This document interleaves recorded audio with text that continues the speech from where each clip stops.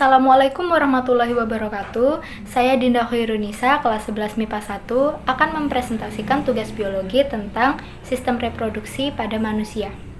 Yang pertama, organ reproduksi laki-laki. Organ reproduksi pada laki-laki meliputi skrotum, testis, saluran pengeluaran, kelenjar aksesori, dan penis. Yang pertama, skrotum atau kantung pelir berupa kantong longgar dari kulit, fasia atau selaput pembungkus otot, dan otot polos yang membungkus testis di luar tubuh.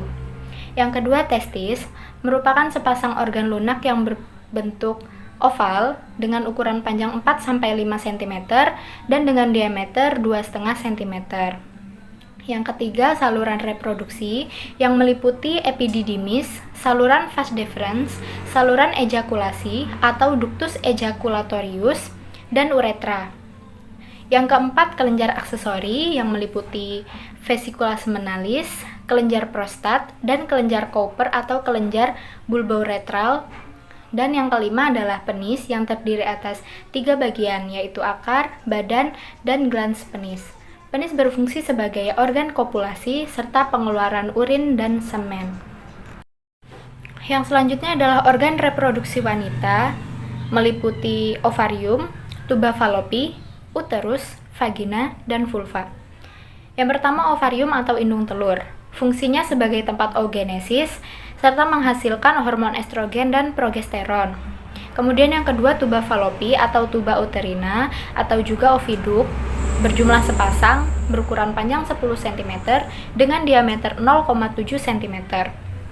Kemudian yang ketiga adalah uterus. Bentuknya seperti buah pir terbalik serta berukuran panjang 7 cm dan lebar 5 cm dengan diameter 2,3 cm. Kemudian yang keempat adalah vagina yang berfungsi sebagai organ kopulasi serta jalan aliran menstruasi dan jalan lahir bayi. Dan yang kelima adalah vulva atau pudendum, yaitu organ genitalia luar yang terdiri atas mons pubis, labia major atau bibir besar, labia minor atau bibir kecil, klitoris, vestibula, orifisium uretra, dan mulut vagina. Kemudian yang selanjutnya adalah spermatogenesis. Spermatogenesis merupakan gametogenesis atau pembentukan sel kelamin pada laki-laki yang terjadi di tubulus seminiferus dalam testis dan memerlukan waktu sekitar 74 hari.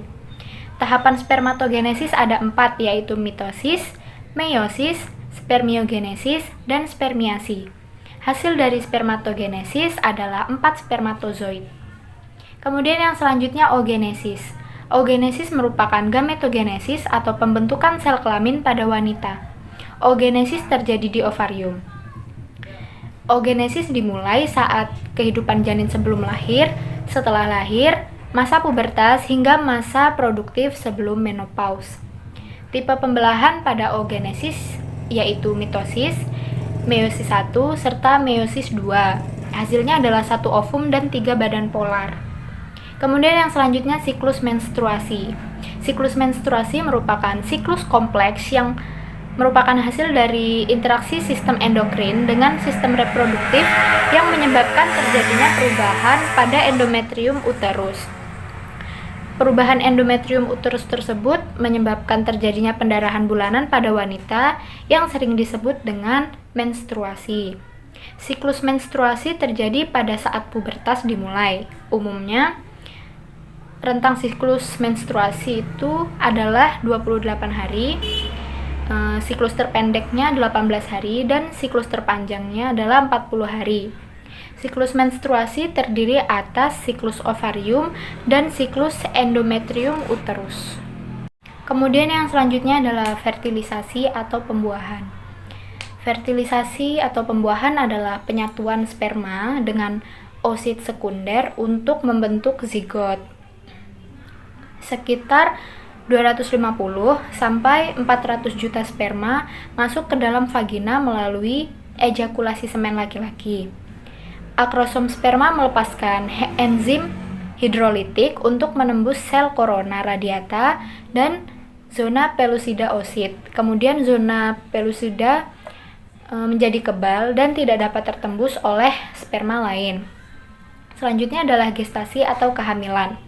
Gestasi atau kehamilan merupakan perkembangan embrio menjadi janin hingga kelahiran bayi.